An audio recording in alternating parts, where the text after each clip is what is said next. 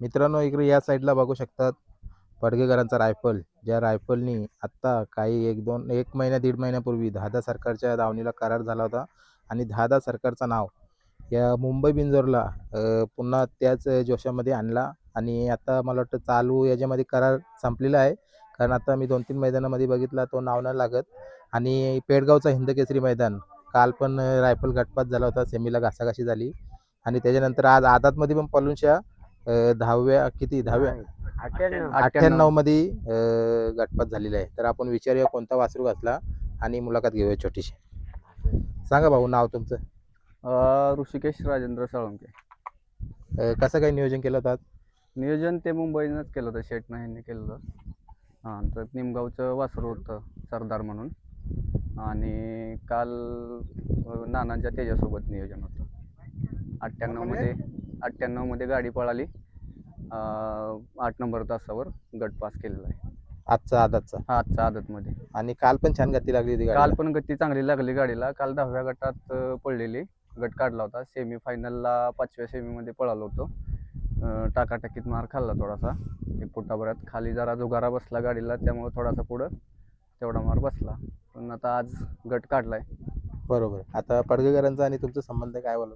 पडगेकरांचं आमचं पहिलं जुन्यापासून संबंध आहेत. हे पवन वगैरे, मनीष आणि शेठ वगैरे ते आमचे जुने मित्र आहेत. तर घाटावरती कधी जरी बैल आला तर कंटिन्यू आपल्या नियोजनातून आपल्याकडे सगळं हे असतं. बरोबर. आता बैल कुठं असते घाटावर ठेवायला? आता बैल इथं खाली रामोसवाडीला आपलं फार्म हाऊस आहे, रायगड फार्म हाऊस म्हणून, तिथं असतो. तिथे असतं. मुंबईला चालू सीझनला चर्चेचं नाव म्हणजे रायफल. काय बोलाल? आत्ता मुंबईमध्ये बऱ्यापैकी सगळ्या शर्तीमध्ये बाहेरनं बघायला गेलं तर रायफलनं चांगलं नाव केलं आहे. आत्ता 15 तारखेला आपला दहादा सरकारसोबतचा करार संपला. करार होता तोपर्यंत पण पळत होता. गेल्या पण सीझनला त्यानं चांगली कामगिरी केली. ह्या पण सीझनला उत्कृष्ट कामगिरी केली. तर आता इथून पुढं पण अशीच चांगली नियोजनं राहतील त्याची, घाटावरती पण मुंबईत पण. बरोबर. आता पेडगावचं हिंदकेसरी मैदान म्हटलं की प्रत्येकाला आतुरता असते आणि ज्याच्या दावणीला टॉपचा बैल पळणारा असते त्याचं 100% नियोजन होत असते आणि हो. कुठेतरी तुम्ही चांगलं नियोजन आजच्या वासराचं केलंय. हो. आजचं वासरू पण तसंच आहे, चांगलं पळलं वासरू. गटाला गाडीला चांगला गॅस लागला, 2-3 टांग्यांना गट काढलेला आहे. त्यामुळं आता सेमीला पण अपेक्षा धरून आम्ही आहेच की बाबा आज काय पण करून फायनलला गाडी ठेवायची. बरोबर. कोणी पळवली गाडी आजची? गाडी आज चिवळा ड्रायव्हर माळशिरसचे होते, चांगली गाडी आणली त्यांनी. बरोबर.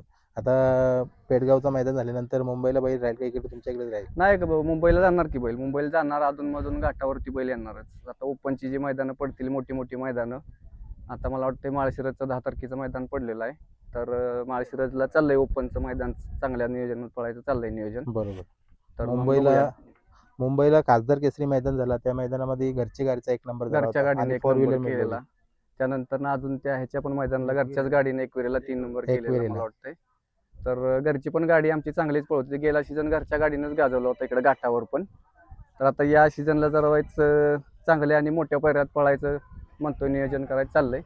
तर आता ह्या मैदानात आजच्या पण दोन्ही पण नियोजन चांगली झाली. आणि येतं जे माळशिरसचं ओपनचं मैदान पडलं हिंदकेसरीचं, जे 61 फाट्याचं, त्याला देखील एका चांगल्या पैऱ्यात पळायचं नियोजन चाललं. बरोबर. आता चांगला पायरा म्हटला बघा, पब्लिकचा बैल जर आपलं ठाम पळत असेल दोन्ही साईडला तर मोठमोठ्या पायऱ्यावाल्यांचा बघ फोन येतात. हो, आता दोन्ही साईडनं मुंबईला तर दोन्ही साईडनं पब्लिकनं पळतोयच आपण, त्यात काय वादच नाही. आता काल बऱ्याच जणांची शंका होती की 3 फेऱ्याच्या मैदानामध्ये उघड्यावरती बैल पडल्यावरती कट मारून पब्लिकला जातोय का, काय करतोय का. पण तसं काय नाही. आता बैलावरती सगळ्यांचा विश्वास आहे, त्यामुळे उघडा पडला काय आणि काय जरी झालं काय, ते पळणारा बैल कुठनं पण पळणार आहे. मधनं लागू कडनं लागू पळणारा कुठनं पण पळतोय. बरोबर. बघा म्हणजे चला कोणी काय पण बोलत पण आपला विश्वास आपल्या बैलावर आहे. बैलावर विश्वास असला की बैल काम करतोय ना आपला, आपल्याला विश्वास आहे ना बैलावर, तर काम करणारच तो 100%. आता काय या पेडगावच्या काही आठवणी सांगू शकता का आधीच्या काही? आधीच्या आठवणी आता गेल्या वर्षी पण आम्ही घरच्या गाडीवरतीच गट काढलेला.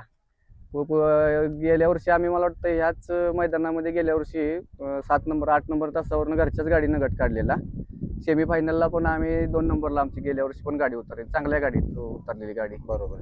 आता तुमची इकडची जी टीम आहे किती जण आहेत त्या टीम मध्ये? आता आम्ही हे 5-6 जणांची टीम आहे आमची सगळी. इकडे हे आमचे आहेत अजित जाधव, इकडे हे 2-3 आमचे सगळे मार्गदर्शक मित्र आहेत सगळे.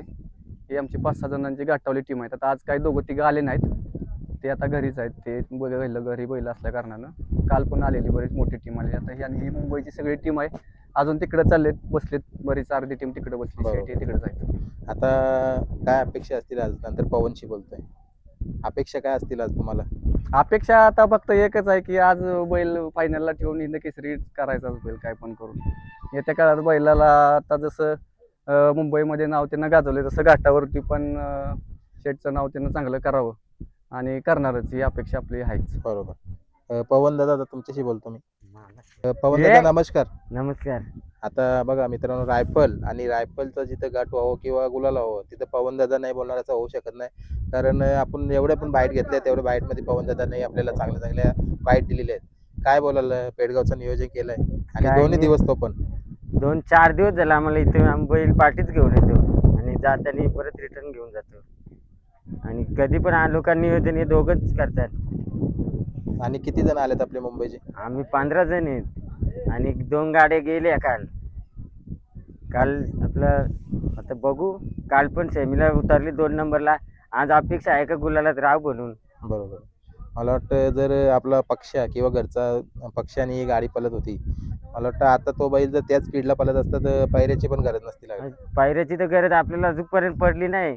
आपल्याला कोण बैल नव्हतं देत ना, तेव्हा तेव्हा आपण घरच्याच गाडीने दुश्मनने आपले करून दाखवला का रायफल तू कडनी पळ, आता आमचं वय झालेत आम्ही थांबतो. बघा म्हणजे कुठेतरी, आणि ते तुम्ही कायम बाईट मध्ये सांगायचं की बैलना दिला म्हणून आम्ही पब्लिकला गेला. हा, कायम मग प्रश्न कुणीच येत ना असतात. मुंबईला बैल देतच नव्हतं आम्हाला. त्यांना आता त्यांच्या सगळ्यांच्या गाड्या मारल्या मुंबईला. बघा. आणि चालू सीझनला जो आता करार झाला होता, दादा सरकारचं नाव खूप उंचावला रायफलनी. काय आभार व्यक्त केले ज्या वेळेला करार तुमचा संपला तेव्हा? काय ना, ते आमचं बोलणं झालं का परत एकदा करू बोललेले ते, पण आता फोन काय आला नाही. आता 15 तारखेला संपलं त्यांचा बरोबर. करार. म्हणजे पुन्हा करार होण्याची डाऊट शक्यता आहे. असं वाटतं मला का परत एकदा होईल करार. बघा. आणि तुमची पण इच्छा आहे, हा, इच्छा आहे. कारण कसं दादा सरकारमध्ये ना आज खूप मोठं नाव आहे, तो त्यांचा ब्रँड आहे.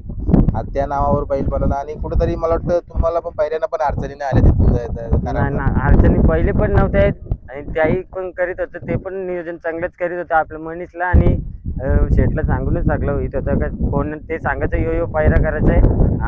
आम्हाला पटलं तर आम्ही हा बोलायचो, नसेल तर नाही. बरोबर. आता अजून एक प्रश्न घेईन, म्हणजे जो प्रेक्षकांचा प्रश्न आहे तो कमेंट 2-3 जणांचे आल्यात. म्हणजे जसं दादा सरकारचा करार संपला त्यानंतर 1-2 मैदानामध्ये कानाशेठ पाटील यांचं नाव लावलं गेलं. नाही, तो असंच मैत्री खातीर लावतो आम्ही नाव. आपलं असंच मित्र आहे म्हणून नाव लावतो. करार वगैरे नाही नाही. ना, तसं काहीच नाही. करार बिरार नाही, ते असंच मैत्री खातीर त्याचं नाव लावतो. बरोबर. बघा म्हणजे मैत्री संबंध हे टिकवले पण जातात. काही आता त्याचे काहीच नाही राहिलं म्हणून आम्ही पण त्याच्यासाठी नावासाठी एक नाव लावतो त्याचं. बरोबर. म्हणजे एक कानाशेठ म्हटलं तर या बैलगाडा शर्यतीमध्ये खूप मोठं नाव आहे तो. तर त्याचं नाव इतकं आहे, तर पहिलेपासूनच नावाजलेलं आहे कानाशेठ. तर तो त्याचं नाव नाही आता कुठं पडत म्हणून आम्ही रायफलच्या मागे त्याचं नाव टाकतो होतं का बरोबर. कानाशेठ. आणि याच्या पुढे पण जोपर्यंत कानाशेठचं नाव नाही तोपर्यंत राहील नाव. असं काय ना, तो बोलला नका लावू तर ना लावणार. असंच तुमच्या आमच्या मर्जीने तुम्ही लावता. आमच्या मर्जीने असंच दोस्त आहे म्हणून आम्ही म्हणजे दोस्ती कशी म्हणजे टिकवायची ते तुम्ही दाखवून हा. देतात. बरोबर. दोस्ती अशीच. कारण मला वाटतं मुंबईला पण तुम्हाला भरपूर वेळा पहिऱ्यांच्या अडचणी झाल्या त्यावेळेला कानाशेठनी मदत केलेली आहे. केली मदत केली म्हणून तर आम्ही ते उपकार विसरत नाही ना त्याचं, म्हणून नाव लावलं ना आज आम्ही बरोबर. इतके मोठे मैदानाला. बघा. आणि काय आता अपेक्षा काय असतील? दादाने सांगितलं आज आम्हाला हिंद केसरीचा मान रायफलने मिळून द्यावा. बस आता त्यांनी एकच इच्छा करायची की हिंद केसरी हो. आता खासदार केसरीला एकविराला केसरी झाला, आता एकच इच्छा आहे का इथं आपला हिंद केसरी झाला ना तर बस. बरोबर. कारण पेडगावची कशी ती आठवण राहून जाते. पेडगावची आठवण आहे ना, सगळ्यांच्या बैलाला लागतं. आपले पण वाईट वाटत ना, इतका बैल पळून पण आपली मागं नाव नाही लागत हिंद केसरी व्हायचा. बरोबर. लागेल, कारण का तर त्याच्यामध्ये धमक आहे आणि त्याच्यामध्ये करून दाखवायची जिद्द पण आहे. तिथं आपल्याला सगळं त्याचे गुण तर आहेच अपेक्षा, तर बघू. चला. मी येतं आपल्या हाताने थोडी ना, परमेश्वरच्या हाताने. बरोबर. चला, आपण खाली प्रयत्न करायचा आणि बाकी त्याच्या हाती आणि देवाच्या हाती आहे. बस. तर तुम्हाला मी शुभेच्छा देतो आजच्या या गुलालासाठी आणि थांबतो. धन्यवाद. गुलाल झाला तर 100% आपण संध्याकाळी पण भेटू. चालेल.